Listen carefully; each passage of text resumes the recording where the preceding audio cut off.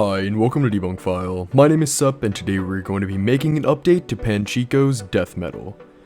This should go without saying, but if you guys did not watch our first video on this mystery, definitely check that out before watching this one, because you will be very lost without that. However, if you did watch that video, I'll give a very short refresher. Panchikos Deathmetal was an album that was uploaded to 4chan in 2016. It featured this gorgeous, unique, distorted sound, but no other copy of it had ever surfaced. This led us to attempt to figure out a couple of things. Was this album really from 2000, or was this in fact the OP's album?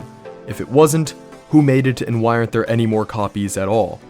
Our attempts to answer these questions resulted in theorization and ultimately didn't resolve anything, but we at least hoped that our video spread awareness to this incredibly interesting piece of music. But today, I have some very good news for you all. Not only did we answer all those aforementioned questions, but we answered even more than that. I'm incredibly happy to say that this mystery has finally been put to rest, and I'd like to quickly thank the Deathmetal Discord server for making this possible. Seriously, these people grouped together and put together some of the most impressive research I've ever seen, and honestly deserve a standing ovation. But with all that being said, let's get into the meat of this.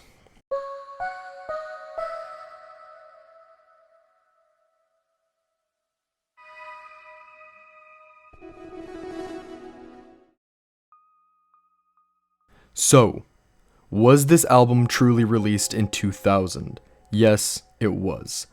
It feels very satisfying to finally know when this album was created, but let's go over how this is all found out. It all started with that original image of the album. Somebody realized that the numbers on the album actually showed him the exact store, which was in the UK. With Owain being a pretty rare name, somebody attempted to contact every single Owain they could find in the area, and they actually found him. Owain mentions that the album was never meant to sound that way, and like us, he actually likes that sound. He says that he doesn't think he has a copy, but is going to try and get in contact with the other members of the band again, and he did. He got Andy the guitarist and Sean the bassist to hop into Discord and answer a few questions, the most notable of which being the fact that there was actually another EP they worked on called Kicking Cars. Anyways, at this point the main goal was for them to get their hands on an actual copy of the album, which did end up happening, but before that we have to address something.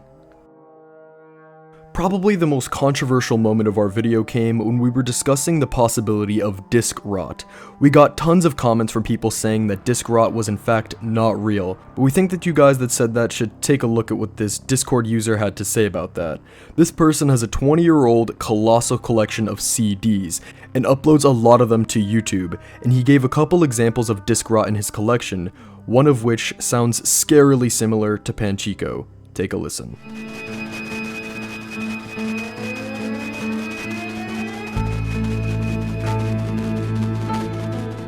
Yeah, I gotta say, that sounds pretty close, and he goes into more detail later on. He says that most of the discs that sound this way have a printed sticker label that covers the whole surface. He thinks that the chemicals in the glue are probably destroying the data layer, among other factors such as moisture or ink. And here's what completely backs up his theory. You know how the original band members were attempting to find a copy of that album? Well, they did, and guess what? The album had a printed sticker label. So with all of this information, we know now that yes, the album was truly released in 2000, meaning that the original poster did really just find it in a store, and it wasn't actually his album. Despite what many thought, disc rot is actually a thing, and the original poster's version of it suffered heavily.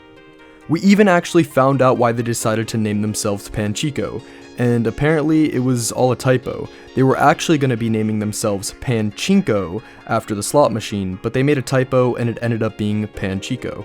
For the question of why weren't there any more copies around, Andy said that he definitely didn't make more than 20 or 30, and they weren't sold, just given out for review, friends, and A&R purposes, which are the parts of a record label responsible for talent scouting.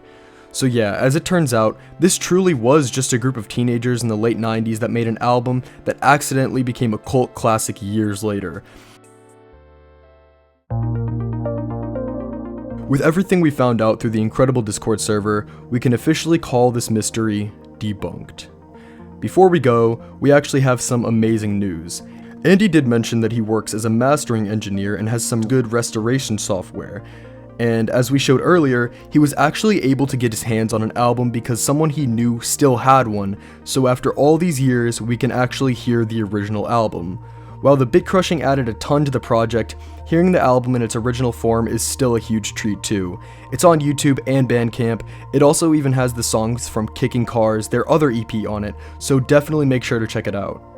Thank you guys so much for watching. Make sure to follow all of our social medias for updates and exclusive content, all linked in the description. Especially consider becoming a patron, as even $1 a month really helps and you guys get some slick rewards. And of course, make sure to like this video, share this with your friends, and subscribe.